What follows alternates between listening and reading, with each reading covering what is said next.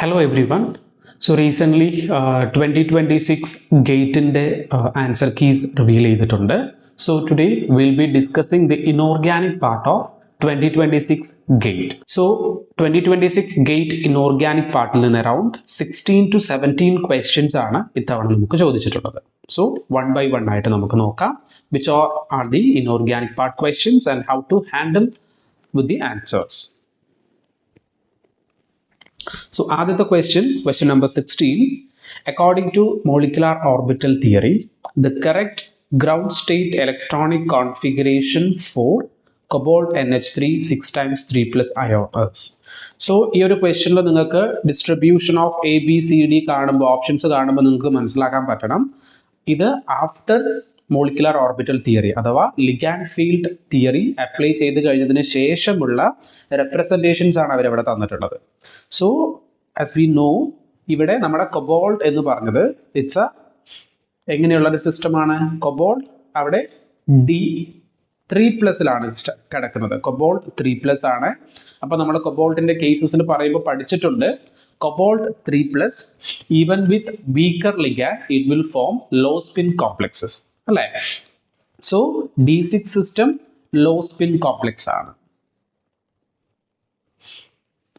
Okay, so അപ്പോൾ നമ്മൾ T2G6 എന്ന് പറഞ്ഞിട്ടുള്ള രീതിയിലാണ് അവരുടെ representation. This is general after crystal field splitting. Okay, പക്ഷേ നമ്മളുടെ മോളിക്കുലർ ഓർബിറ്റൽ തിയറി പ്രകാരം നമ്മുടെ ബോണ്ടിങ് എങ്ങനെയാണെന്നുള്ളത് നമ്മൾ എഴുതിയിട്ടുണ്ടായിരുന്നു. A1G T1U EG ഇവരെല്ലാവരും ബോണ്ടിങ് ആണ്. ദെൻ T2G നോൺ ബോണ്ടിങ് ആണ്. EG ആന്റി ബോണ്ടിങ് ആണ്. സോ ലിഗാൻഡുകളിൽ നിന്നുള്ള ഇലക്ട്രോൺസുകളെല്ലാം നമ്മളുടെ ആദ്യത്തെ 3 ബോണ്ടിങ് ഓർബിറ്റലുകളിലും മെറ്റലുകളിൽ നിന്നുള്ള electrons non bonding and first anti bonding ഓർബിറ്റലുകളുമാണ് നമ്മൾ റെപ്രസെന്റ് ചെയ്യുന്നത്. സോ ഈ ഒരു റെപ്രസെന്റേഷൻ പ്രകാരം നമ്മൾ ഈ എത്ര ഇലക്ട്രോൺസ് ആണ് കൊബോൾട്ട് 3+ൽ D6 ആണ്. ആ 12 ഇലക്ട്രോൺസ് ഫ്രം ലിഗാൻഡ്. അപ്പൊ ആ രീതിയിൽ നമ്മൾ ഡിസ്ട്രിബ്യൂട്ട് ചെയ്യുന്ന സമയത്ത് A1G 2 T1U 6 EG 4 അങ്ങനെയുള്ള ലിഗാൻഡിൽ നിന്നുള്ള 12 ഇലക്ട്രോൺസ് നമ്മൾ അവിടെ ഫിൽ ചെയ്തു. ദെൻ ഇനി ബാക്കിയുള്ളത് 6 ഇലക്ട്രോൺസ് അത് ലോ സ്പിൻ ആണ് T2G. So option A will be your correct option. So this is exactly same as that of the molecular orbital theory or else ligand field theory. നമ്മൾ അവിടെ ഒരു ഓർഡർ പഠിച്ചിട്ടുള്ള ആ ഓർഡറിൽ തന്നെ ഇലക്ട്രോൺസിന്റെ ഫില്ലിംഗ് ജസ്റ്റ് ചെയ്താൽ മതിയാവും. Next question is question number 17. The species which follows 18 electron rule is. It's a direct question. There is a note that EN is ethylene diamine. So നമ്മൾ 1 by 1 ആയിട്ട് നോക്കുകയാണെന്നുണ്ടെങ്കിൽ ഫസ്റ്റ് ആള് റോഡിയം ഇസ് ഗിവിംഗ് 8 ഇലക്ട്രോൺസ്. നമ്മളുടെ balance orbital നോക്കിയാൽ മതി. PPH3 3 ligands will give 6 electron. Chloride will give 2 electron. It's 16 electron rule. In the case of cobalt 2+ D7 system. In the case of cobalt 2+, 12 electrons from 6 ligands, total 19 electrons. Vanadium is 6 oxidation state കൂടെ include ചെയ്തുകൊണ്ട് then 12 electrons from ligand. It follows 18 electron rule. In the case of nickel ethylene diamine, ഒരു ethylene diamine എന്ന് പറയുമ്പോൾ അവിടെ 2 coordination ഉണ്ട് അല്ലേ.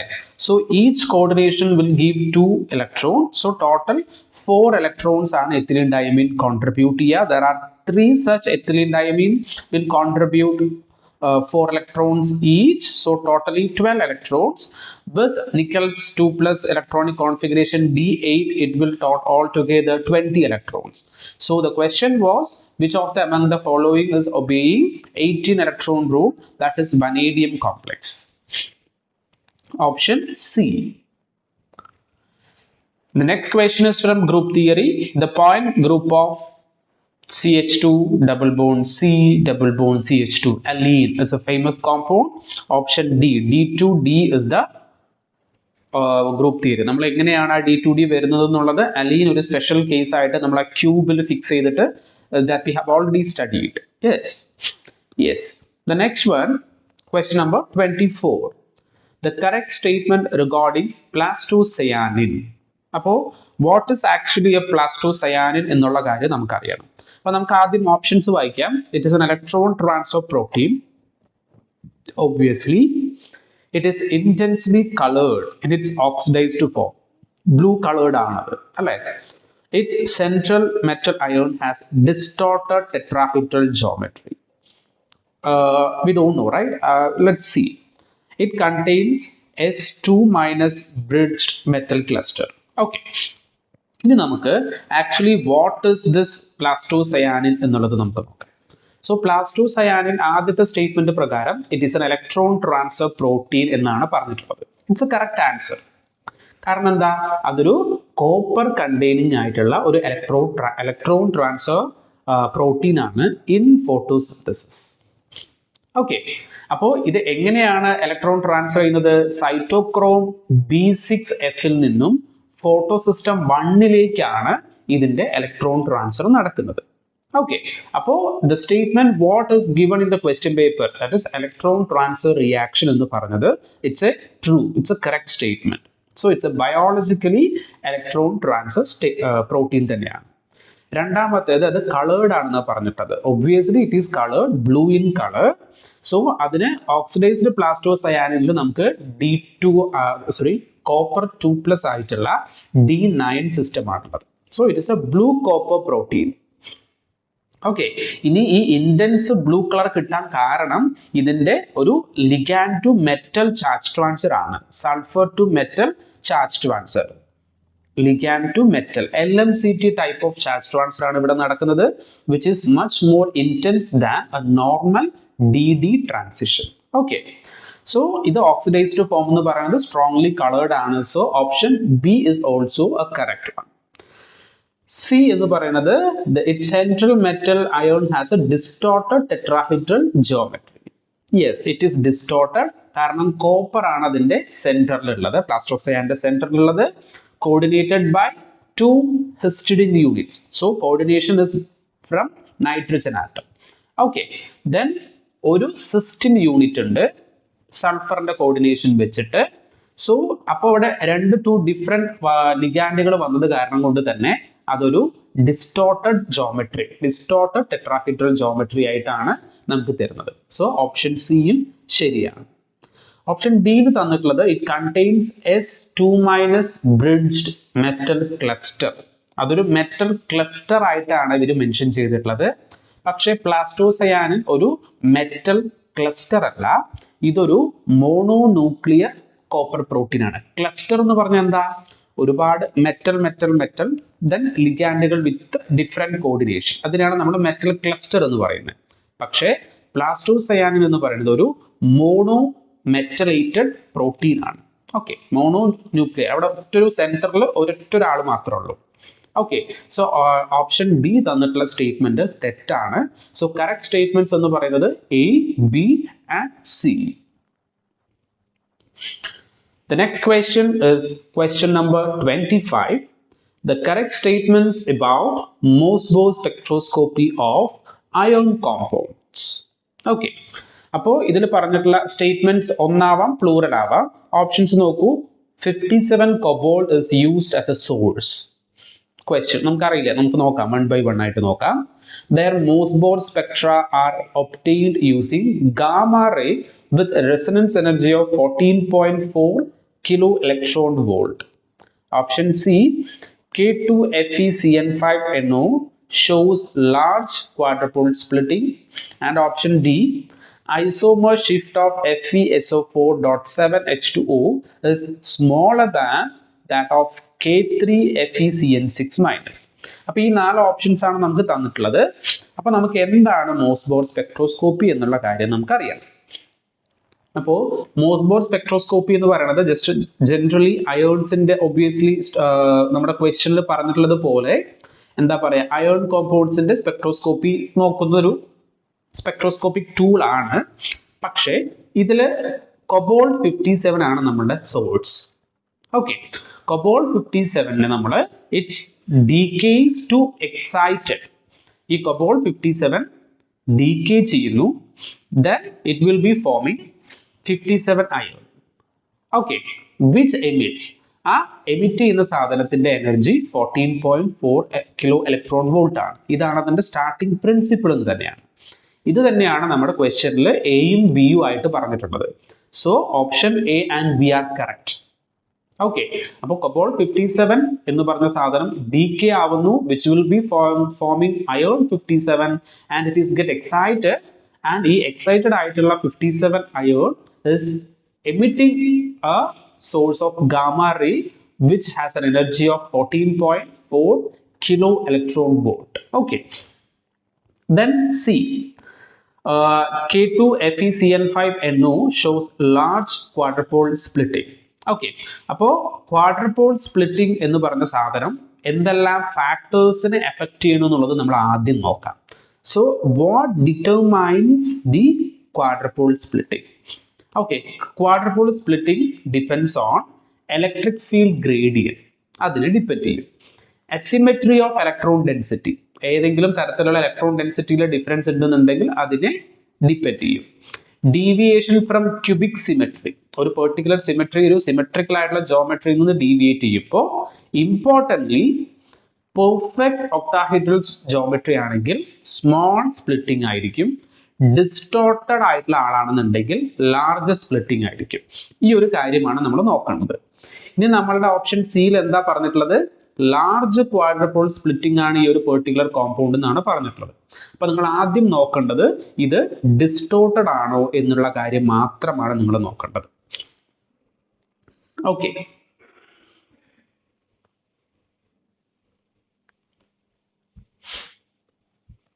അപ്പൊ ഇവിടെ K2 ഈ ഒരു സിസ്റ്റത്തിൽ തന്നിട്ടുള്ള കാര്യം എന്താണെന്ന് ചോദിച്ചു കഴിഞ്ഞാൽ, ഇവിടെ നോക്കിയേ, ഇത് ഒരു ഒക്ടാഹെഡ്രൽ കോംപ്ലക്സ് ആണ്. ഒക്ടാഹെഡ്രൽ കോംപ്ലക്സിൽ 2 തരത്തിലുള്ള ലിഗാൻഡുകളുണ്ട്. ഈ 2 തരത്തിലുള്ള ലിഗാൻഡുകൾ എന്തിനായിരിക്കും ഒബ്വിയസ്ലി ഡിഫൈൻ ചെയ്യുന്നത്? ഉറപ്പായിട്ടും ഒരു ഡിസ്റ്റോർട്ടഡ് സ്ട്രക്ചർ ആണ്. ഇത് ഒരിക്കലും ഒരു പെർഫെക്റ്റ് സ്ട്രക്ചർ ആയിരിക്കില്ല. അതുകൊണ്ട് തന്നെ ഇവിടുത്തെ സ്പ്ലിറ്റിംഗ് എന്ന് പറഞ്ഞത് ലാർജ് ആണ്. So this is also A correct statement. The next one, option D എന്ന് പറയുന്നത് isomeric shift of FeSO4.7H2O smaller than that of KCN6 എന്നാണ് പറഞ്ഞിട്ടുള്ളത്. അപ്പൊ ഇതിൽ നിങ്ങൾ ആദ്യം ശ്രദ്ധിക്കേണ്ട കാര്യം എന്താ ചോദിച്ചു കഴിഞ്ഞാൽ, ഐസോമെറിക് ഷിഫ്റ്റ് എന്ന് പറയുന്നത് it's depends on the oxidation state. Okay, isomeric shift will decreases with increase in the oxidation state of the central metal atom. Okay, അപ്പൊ ഇവിടെ ആദ്യത്തെ കോംപ്ലക്സിന്റെ ചാർജ് Fe2+ ആണ്, രണ്ടാമത്തെ കോമ്പൗണ്ടിന്റെ ചാർജ് Fe3+ ആണ്. ഓക്കെ, അപ്പോ ക്വസ്റ്റ്യൻ പ്രകാരം ഇയാൾക്ക് ലോവർ, ഇയാൾക്ക് ഹയർ എന്നാണ് പറഞ്ഞിട്ടുള്ളത്. അപ്പൊ ഇവിടെ ഓക്സിഡേഷൻ സ്റ്റേറ്റ് കൂടുതൽ ആർക്കാണ്? രണ്ടാമത്തെ ആൾക്കാണ്. അപ്പോൾ ഓക്സിഡേഷൻ സ്റ്റേറ്റ് കൂടുമ്പോഴാണ് സ്മോളർ ആയിട്ടുള്ള ഐസോമെറിക് ഷിഫ്റ്റ് വരേണ്ടത്. ഓക്കെ, അപ്പോൾ in principle 3+ higher oxidation state, lower isomeric shift, 2+ lower oxidation state, higher isomeric shift. അപ്പൊ ഇവിടെ തന്നിട്ടുള്ള സ്റ്റേറ്റ്മെന്റ് തെറ്റാണ്. ഓക്കെ, നേരെ തിരിച്ചാണ്, സ്റ്റേറ്റ്മെന്റിന്റെ നേരെ തിരിച്ചിട്ടുള്ളതാണ് ശരിയായിട്ടുള്ള ഉത്തരം. ക്ലിയർ അല്ലേ? അപ്പൊ ഇവിടുത്തെ ഓപ്ഷൻസ് എന്ന് പറയുന്നത് A, B, C ആണ് കറക്റ്റ് ഓപ്ഷൻസ്. ഓക്കെ, കൊബോൾട്ട് ആണ് അതിന്റെ സോഴ്സ് ആയിട്ട് വരുന്നത്, which is DK2 ion 57 and it is excited to give a gamma ray of 14.4 electron volt. And quadrupole സ്പ്ലിറ്റിംഗിൽ മെയിൻ ആയിട്ട് ഫോക്കസ് ചെയ്യേണ്ട കാര്യം അതിലുള്ള ഡിസ്റ്റോർഷൻ. പെർഫെക്റ്റ് ജോമെട്രി ആണെങ്കിൽ സ്മോൾ ക്വാഡ്രപോൾ സ്പ്ലിറ്റിംഗും, ഡിസ്റ്റോർട്ടഡ് ആയിട്ടുള്ള ജോമെട്രി ആണെന്നുണ്ടെങ്കിൽ ഇറ്റ്സ് ലാർജ് ക്വാഡ്രപോൾ സ്പ്ലിറ്റിംഗും ആയിരിക്കും. ഇത്രയും കാര്യങ്ങളാണ് ഈ ഒരു ക്വസ്റ്റ്യനിൽ നമ്മൾ മനസ്സിലാക്കേണ്ട കാര്യം. So options A, B and C are the correct options. അടുത്ത questions, the total number of operations, question number 30 ആയിരുന്നു, that is H, present in the point group of palladium Cl62- is X, and that in trans palladium Br2 Cl42- is Y.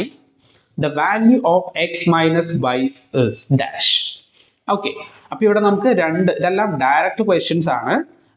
അതായത് palladium Cl6 ഇതൊരു octahedral geometry ആണ്. അപ്പൊ നമ്മൾ പഠിച്ചിട്ടുണ്ട് octahedral ജോമെട്രിയിൽ totally 48 numbers of symmetry operations. Order of point group എന്ന് പറയുന്നത് 48 ആണ്.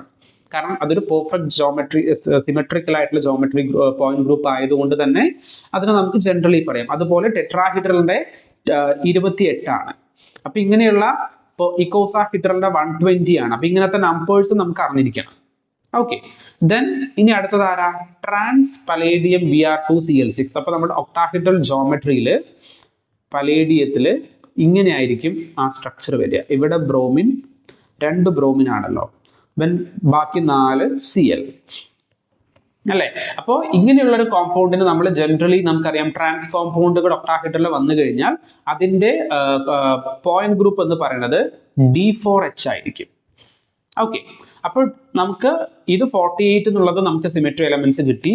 ഇത് D4H ആണ് ഇതിന്റെ പോയിന്റ് ഗ്രൂപ്പ്. അപ്പൊ D4Hന്റെ എന്നുള്ള ഒരു പോയിന്റ് ഗ്രൂപ്പ് കിട്ടിക്കഴിഞ്ഞാൽ അതിലുള്ള ഓർഡർ ഓഫ് പോയിന്റ് ഗ്രൂപ്പ്, അതായത് എത്ര സിമെട്രി എലമെന്റ്സ് ഉണ്ട് എന്നുള്ളത് എങ്ങനെ നമ്മൾ കാൽക്കുലേറ്റ് ചെയ്യാം?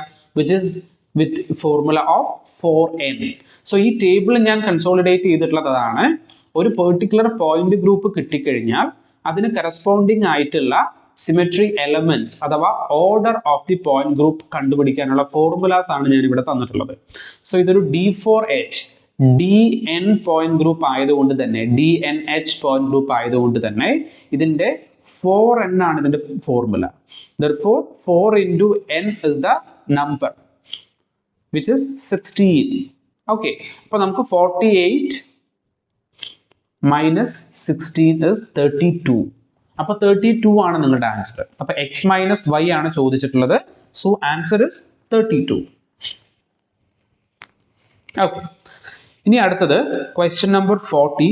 This is A direct question from the text book. Consider the figure given below, where M is the metal and L is the monodendrite ligand. The sigma bonding ligand group orbital having same symmetry with dz square orbital of M in the octahedral coordination geometry. ഇത് just ഒരു conceptual question ആണ്. നിങ്ങൾ ഇങ്ങനെ ആലോചിച്ചാൽ മാത്രം മതി. Actually നമുക്ക് dz square അല്ലെ, dz സ്ക്വയർ എന്ന് പറയുമ്പോൾ നമുക്കറിയാം it's a combination of 2 orbitals അല്ലെ. dx സ്ക്വയർ മൈനസ് z സ്ക്വയറിന്റെയും dy സ്ക്വയർ മൈനസ് z സ്ക്വയറിന്റെയും കോമ്പിനേഷൻ ആണ് അല്ലെ. അപ്പൊ അതുകൊണ്ട് തന്നെ നമുക്കൊരു z ആക്സിസിൽ ഒരു ഓർബിറ്റലും xy പ്ലെയിനിൽ ഒരു ഡോണറ്റ് ഷേപ്പ് ആയിട്ടുള്ള സിസ്റ്റവും കാണുന്നുണ്ട്. ഓക്കെ, അപ്പൊ ഇതിന്റെ ചാർജ് നമ്മൾ എഴുതുമ്പോൾ എങ്ങനെ എഴുതുക? ഈ z ആക്സിസിലുള്ളത് പോസിറ്റീവ് ആണ്. Both above and below the പ്ലെയിനിൽ കിടക്കുന്ന, അല്ലെങ്കിൽ പ്ലസ് z ആക്സിസിലും മൈനസ് z ആക്സിസിലും കിടക്കുന്ന ഈ ഓർബിറ്റലിന്റെ ചാർജ് പോസിറ്റീവും ഈ പ്ലെയിനിൽ കിടക്കുന്ന ആ ഡോണറ്റ് മാതിരി കിടക്കുന്ന ആളുടെ ചാർജ് ആണ് നെഗറ്റീവ്. അപ്പോൾ ഇവിടെ എത്ര ആക്സിസുകൾ ഇൻവോൾവ് ആയിരിക്കണം? z പ്ലസ് ആക്സിലുള്ളത്, മൈനസ് ആക്സിസിലുള്ളത്, മൈനസ് എക്സ്, മൈനസ് വൈ, അതുപോലെ ഓക്കെ. അപ്പൊ അങ്ങനെ 6 ആക്സിസുകൾ അവിടെ ഇൻവോൾവ് ആയിരിക്കും. ഓരോ ആക്സിസിന്റെയും 2 സൈഡിൽ നിന്നുള്ള അപ്രോച്ചുകൾ കാരണം. ശ്രദ്ധിക്കേണ്ട കാര്യം, പോസിറ്റീവ് സെഡിലും നെഗറ്റീവ് സെഡിനും ഇവിടുത്തെ ഓർബിറ്റൽ ലോബിന്റെ ചാർജ് പോസിറ്റീവ് ആണ് അല്ലെങ്കിൽ നെഗറ്റീവ് ആണ്, ഏതെങ്കിലും ഒരു രീതിയിൽ എടുക്കുക. അപ്പോൾ ഈ 2 z ആക്സിസുകളിലുള്ള ഓർബിറ്റൽ കോൺട്രിബ്യൂഷന്റെയും സൈൻ സെയിം ആയിരിക്കും. ഇനി നിങ്ങൾ ഓപ്ഷൻസ് നോക്കൂ. ഈ ഓപ്ഷൻസിലെല്ലാം 2 sigma 1 2 sigma z എന്ന്, അല്ലെങ്കിൽ sigma 2, അല്ലെങ്കിൽ with respect to z axis ആണ് നമ്മൾ എടുക്കുന്നത്. അപ്പൊ നമ്മുടെ ആദ്യത്തെ 1 and 2 എന്ന് പറയുന്നത് which corresponds to z axis, 3 and 4 corresponds to y axis, 5 and 6 corresponds to x axis. ഈ രീതിയിലാണ് നമ്മൾ സാധാരണ എടുക്കുക. കാരണം എപ്പോഴും നമ്മുടെ z ആക്സിസ് ആണ് നമ്മൾ കൺസിഡർ ചെയ്യുന്നത്. സോ ആദ്യത്തെ 1 and 2 which represent z axis. Okay, അപ്പൊ ഓപ്ഷൻ എയില് 2 sigma 1 plus 2 sigma 2. അപ്പൊ നിങ്ങളത് എങ്ങനെയാണത് z ആക്സിസ് എന്ന് മനസ്സിലാക്കാൻ കാരണം, dz സ്ക്വയറിന്റെ വേറെ റെപ്രസെന്റേഷൻ നമ്മൾ പഠിച്ചിട്ടുണ്ട്. That is 2z square minus, അല്ലെങ്കിൽ ഇവിടെ നമ്മൾ പുറത്ത് then x square minus y square. ഈ ഒരു റെപ്രസെന്റേഷൻ നമുക്ക് ഉപയോഗിക്കാനായിട്ട് പറ്റും. ആർക്ക്? dz സ്ക്വയറിന്. അപ്പൊ ഇവിടെ 2z സ്ക്വയർ ഉണ്ട്. അപ്പൊ അത് കാരണമാണ് നമുക്കിവിടെ Z1 Z2 എന്ന് പറയുന്നത് Z കമ്പോണന്റ് ആണെന്ന് നമുക്ക് മനസ്സിലാക്കാൻ കാരണം. ഇനി ഈ Z1ന്റെയും Z2ന്റെയും ചാർജ് സെയിം ആയിരിക്കണം. അപ്പൊ ഓപ്ഷൻ എയിൽ അവരുടെ രണ്ടുപേരുടെയും ചാർജ് പോസിറ്റീവ് ആണ്. ഓക്കെ, നമുക്ക് കൺസിഡർ ചെയ്യാം. ഓപ്ഷൻ ബിയിൽ അവരുടെ രണ്ടുപേരുടെയും ചാർജ് പോസിറ്റീവ് അല്ല. ഓക്കെ, ദെൻ ഓപ്ഷൻ സിയിൽ രണ്ടുപേരുടെയും ചാർജ് പോസിറ്റീവ് ആണ്, അതും കൺസിഡർ ചെയ്യാം. ഓപ്ഷൻ ഡിയിലും ചാർജ് പോസിറ്റീവ് ആണ്, കൺസിഡർ ചെയ്യാം. അപ്പൊ നമ്മൾ ആദ്യം തന്നെ ഓപ്ഷൻ ബി അങ്ങോട്ട് ഒഴിവാക്കി. ഇനി നമുക്ക് ഈസിയാണ് പിന്നെ കണ്ടുപിടിക്കാൻ. ACD ഇതിൽ ആകെ ഡിഫറൻസ് നോക്കൂ, അതിന്റെ നോർമലൈസേഷൻ കോൺസ്റ്റന്റ് ആണ്. അപ്പോ നിങ്ങൾ ആ ഇവിടെ കാണപ്പെടുന്ന നോർമലൈസേഷൻ കോൺസ്റ്റന്റ് എല്ലാം കൂടെ എന്നെടുത്ത് സ്ക്വയർ എടുത്തൊന്ന് ആഡ് ചെയ്തേ. 2 square plus 2 square plus 1 square plus 1 square plus 1 square plus 1 square. Normalisation ആണ്, റൂട്ട് മീൻ സ്ക്വയർ വാല്യൂ എടുക്കണം. therefore 4 plus 4 plus 1 plus 1 plus 1 plus 1. 4 4 8 8 4 12. അതിന്റെ റൂട്ട് ആയിരിക്കും അതിന്റെ നോർമലൈസേഷൻ കോൺസ്റ്റന്റ് വരുന്നത്. സോ ഓപ്ഷൻ എ അതാണ് ശരി ഉത്തരം. റെഡി അല്ലേ? It's very simple.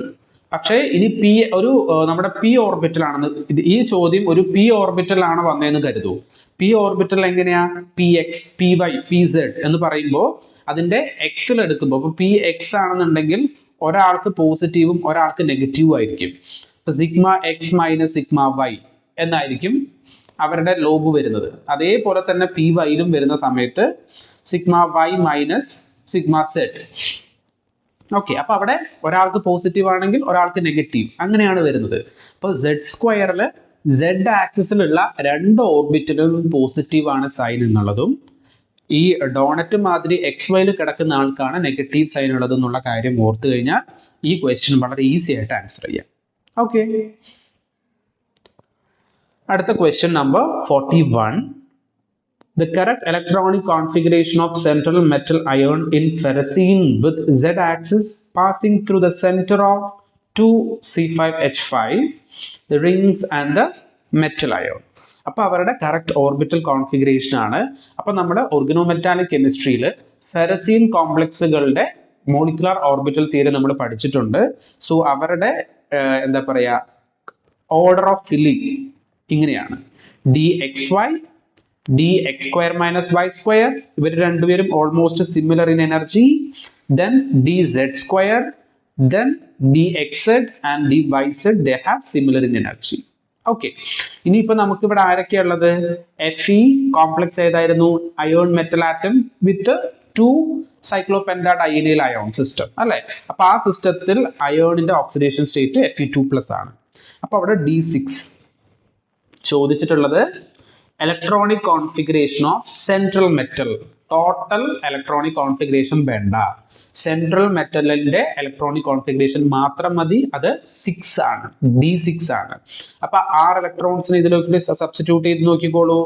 DXYയിൽ 2, DX² minus Y²ൽ 2, DZ²ൽ 2, DXZലും YZലും 0 0. Okay, അപ്പൊ അങ്ങനെ വരുന്ന ഓപ്ഷൻ എന്ന് പറയുന്നത് ഓപ്ഷൻ എ ആണ്. ഈസി. ഓക്കെ, അടുത്ത question, question number 42. The pair of complex ion that exhibits the slowest outer sphere electron exchange reaction at 25 degrees Celsius. ഇത് നമ്മളുടെ coordination കെമിസ്ട്രിയുടെ reaction mechanism എന്ന് പറഞ്ഞ ഭാഗത്ത് വരുന്ന ഒരു ക്വസ്റ്റ്യൻ ആണ്. സോ അപ്പൊ എന്താണ് ഔട്ടർ സ്ഫിയർ മെക്കാനിസം? ഈ ഔട്ടർ സ്ഫിയർ മെക്കാനിസത്തിന്റെ റേറ്റ് അല്ലെ, സ്ലോവസ്റ്റ് റേറ്റ് കുറയാനുള്ള ഫാക്ടേഴ്സ് എന്തൊക്കെയാന്നുള്ളതാണ് നമ്മൾ നോക്കാനുള്ളത്. സോ ഇത് മർക്കസ് തിയറിയിലാണ് നമ്മൾ പഠിക്കുന്നത്. So these are the factors which reduce the rate of outer reaction mechanism. Okay, large reorganisation energy. ഈ ലാർജ് റീഓർഗനൈസേഷൻ എനർജി എപ്പോഴാ വരിക എന്നറിയോ? ഓക്കെ, അത് ബാക്കിയുള്ള 3 കോൺസിക്വൻസസ് ആണ്. എന്താണത്? ലാർജ് സ്ട്രക്ചറൽ ചേഞ്ച് വരുന്ന സമയത്ത്, അതായത് ഒരു സ്ട്രക്ചറിൽ നിന്നും മറ്റൊരു സ്ട്രക്ചറിലോട്ട് പോകുന്ന സമയത്ത് ആണ് ഈ ലാർജ് റീഓർഗനൈസേഷൻ എനർജി വരുന്നത്. ഈ സ്ട്രക്ചറൽ ചേഞ്ച് എപ്പോഴാണ് വരിക എന്നറിയോ? Large change in the electronic configuration. Electronic കോൺഫിഗറേഷനിൽ ചേഞ്ച് വരുന്നത് കാരണം അതിൻ്റെ സ്പിൻ സ്റ്റേറ്റിൽ ഉണ്ടാവുന്ന ചേഞ്ചസ്.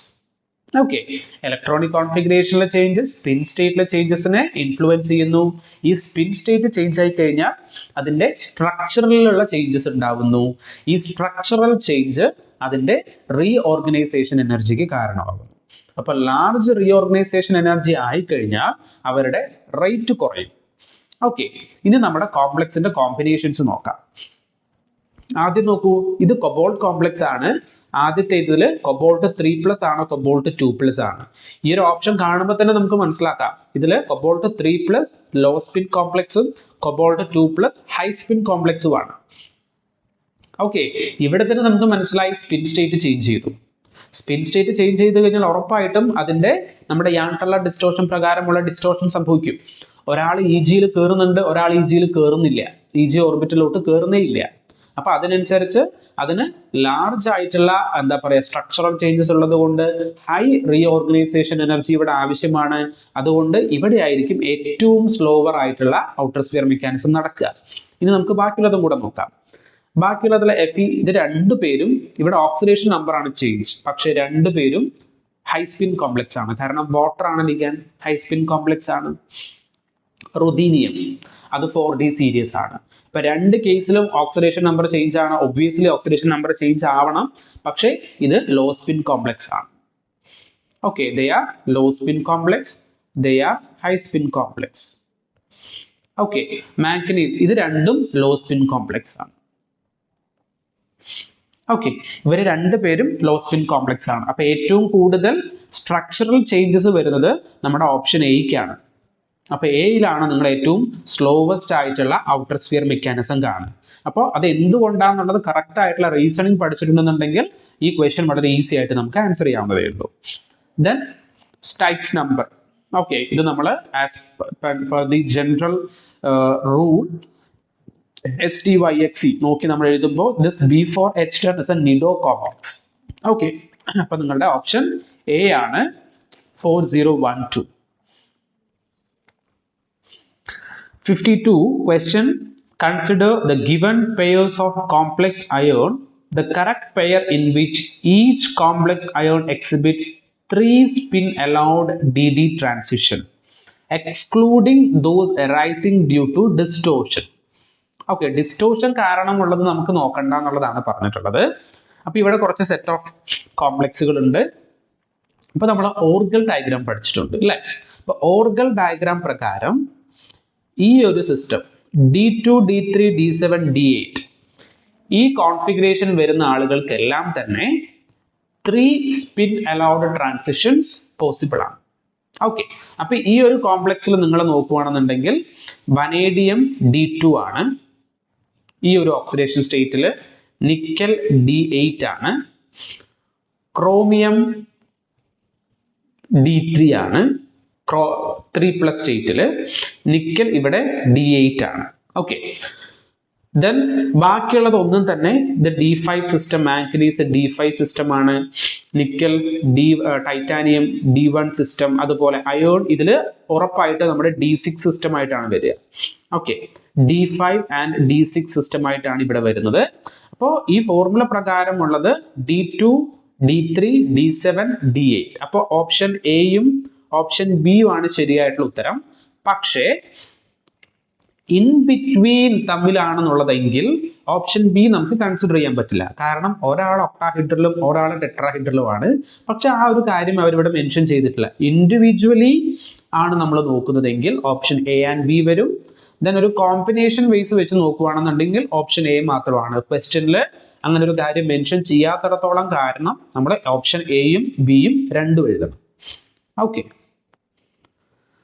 ദെൻ അടുത്ത ചോദ്യം, the correct statements about structure of metal oxides. Okay, spinels, inverse spinels നമ്മൾ പഠിച്ചിട്ടുള്ള കാര്യങ്ങളാണ്.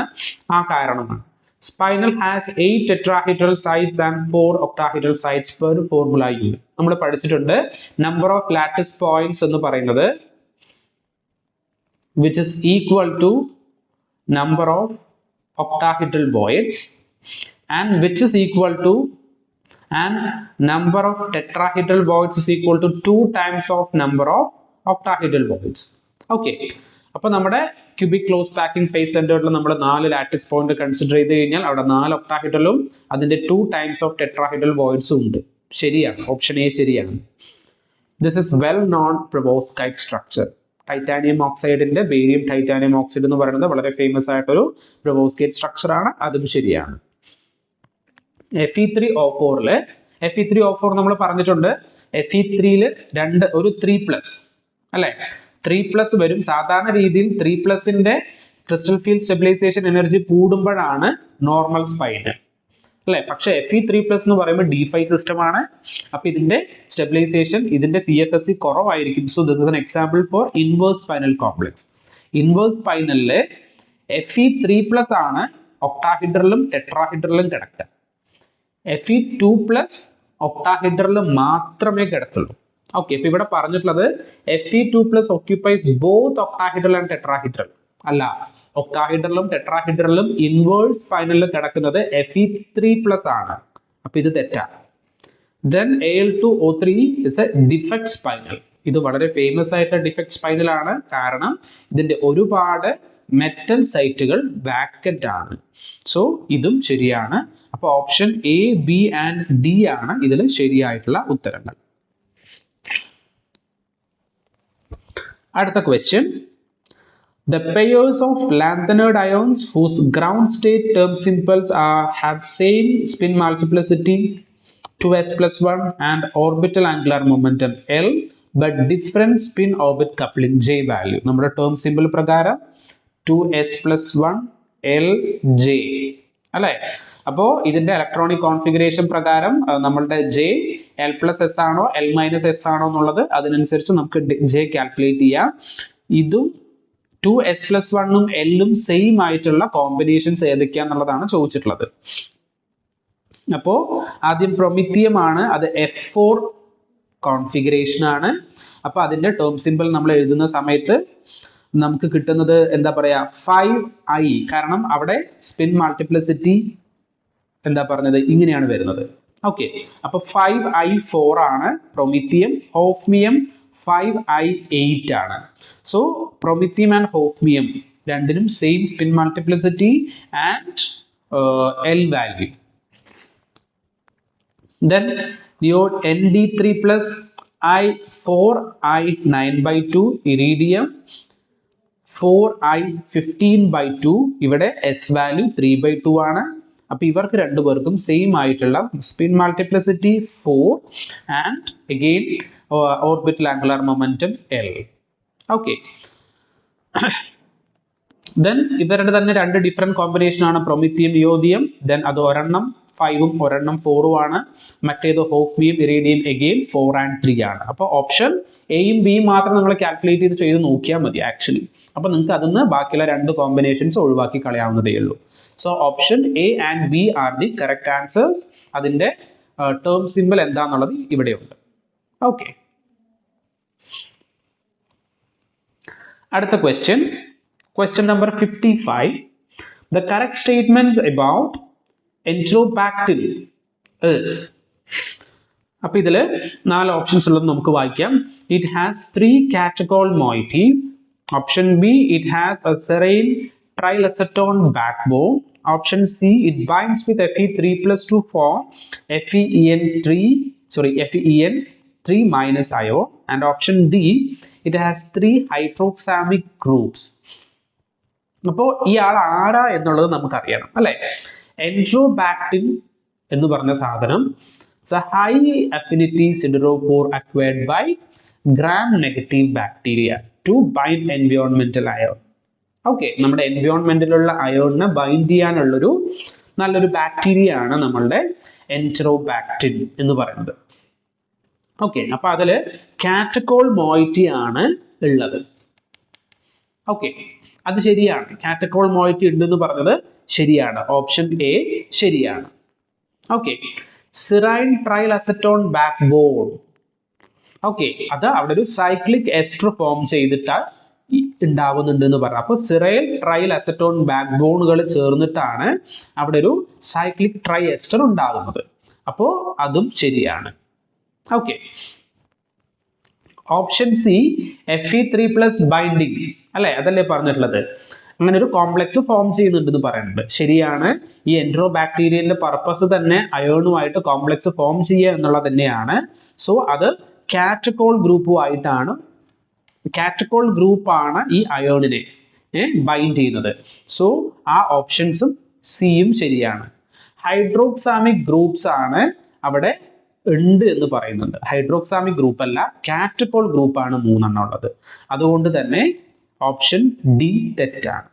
ഓക്കെ, അപ്പോൾ ശരിയായിട്ടുള്ള ഉത്തരം എ, ബി ആൻഡ് സി ആണ് as for this question is concerned. Okay, അടുത്ത question number 59. The sum of bond order of metal bond. അപ്പൊ നമുക്കിവിടെ 4 കോംപ്ലക്സുകൾ തന്നിട്ടുണ്ട്. സോ ഈ മെറ്റൽ ബോണ്ടുകളുടെ ഒരു ബോണ്ട് ഓർഡർ എന്ന് പറയുന്നത് നമുക്കറിയാം എങ്ങനെയാണ് അതിന്റെ ബോണ്ട് ഓർഡറിങ് മോളിക്കുലാർ ഓർബിറ്റൽ വരുന്നത് എന്നുള്ളത് നമുക്കറിയാം. That is sigma, pi, delta star. ഈ ഒരു രീതിയിലാണ് അവരുടെ കോൺഫിഗറേഷൻ വരുന്നത്. അപ്പൊ ഇനി നമ്മൾ ഓരോ മെറ്റൽസിലും എങ്ങനെയാണ് ആ സിസ്റ്റം വരുന്നത് നമ്മൾ നോക്കിക്കഴിഞ്ഞാൽ, ആദ്യത്തെ സിസ്റ്റത്തിൽ 3+ ഓക്സിഡേഷൻ സ്റ്റേറ്റ് ആണ്. അപ്പൊ D5.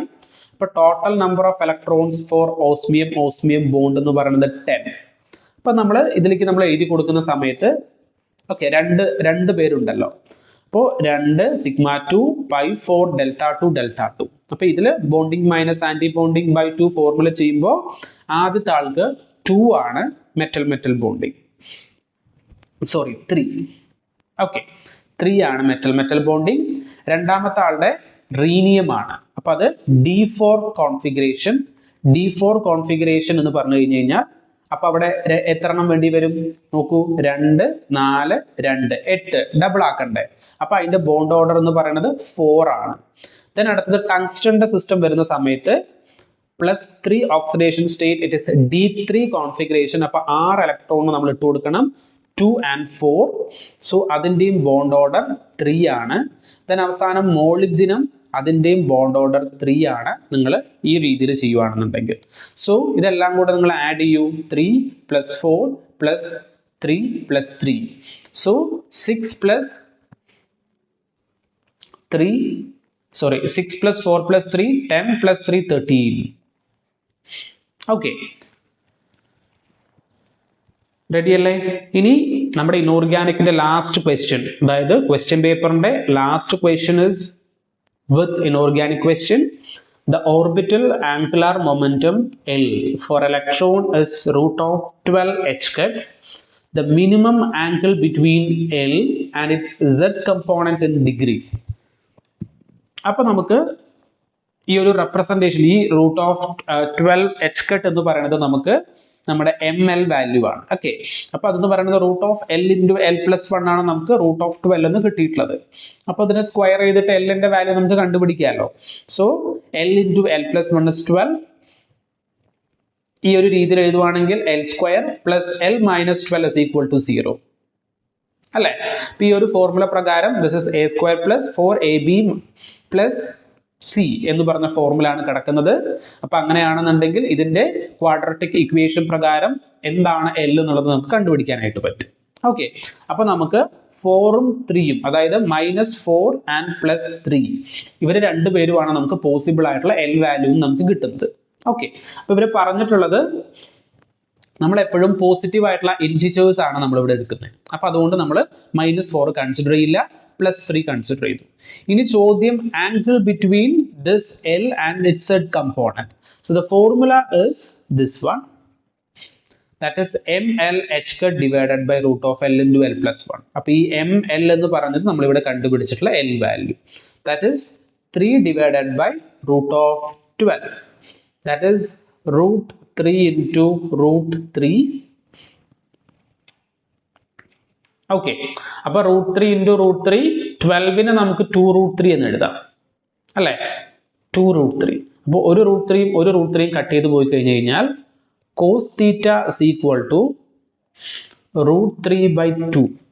അങ്ങനെയാണെങ്കിൽ θ is equal to cos inverse of √3/2. ഈ വാല്യൂ നിങ്ങൾക്ക് ചെയ്യുവാണെന്നുണ്ടെങ്കിൽ നിങ്ങൾക്ക് ഏകദേശം which is in between 30 എന്ന് കിട്ടും. So the angle is 30 degree. Okay. So ഇത്രയും ക്വസ്റ്റ്യൻസ് ആണ്, അതായത് ഒരു 16 ക്വസ്റ്റ്യൻസ് ആണ് നമുക്ക് ഇനോർഗാനിക് പാർട്ടിൽ നിന്ന് ഇത്തവണത്തെ 2026 ഗേറ്റ് എക്സാമിന് ചോദിച്ചിട്ടുള്ളത്. So I feel kind of all are kind of direct questions. നമുക്ക് അങ്ങനെ ആലോചിച്ച് ചിന്തിക്കേണ്ട രീതിയിൽ, അങ്ങനെ ടൈം ഇൻവെസ്റ്റ് ചെയ്യേണ്ട രീതിയിലത്തെ ക്വസ്റ്റ്യൻസ് ഒക്കെ ഇത്തവണ കുറവായിട്ടാണ് എനിക്ക് ഫീൽ ചെയ്യുന്നത്. So these are the questions. ഇപ്പൊ നിങ്ങളുടെ കയ്യിൽ നിങ്ങളുടെ ആൻസർ ഷീറ്റ് ഉണ്ട്. Please verify with the answers. Answer കീയിലുള്ള ആൻസേഴ്സും നമ്മളുടെ എക്സ്പ്ലനേഷൻ പ്രകാരമായിട്ട് കറക്റ്റായിട്ട് പോകുന്നുണ്ടോ എന്നുള്ളത് നോക്കി ചെക്ക് ചെയ്യാം. So wish you all the very best for your result. Thank U.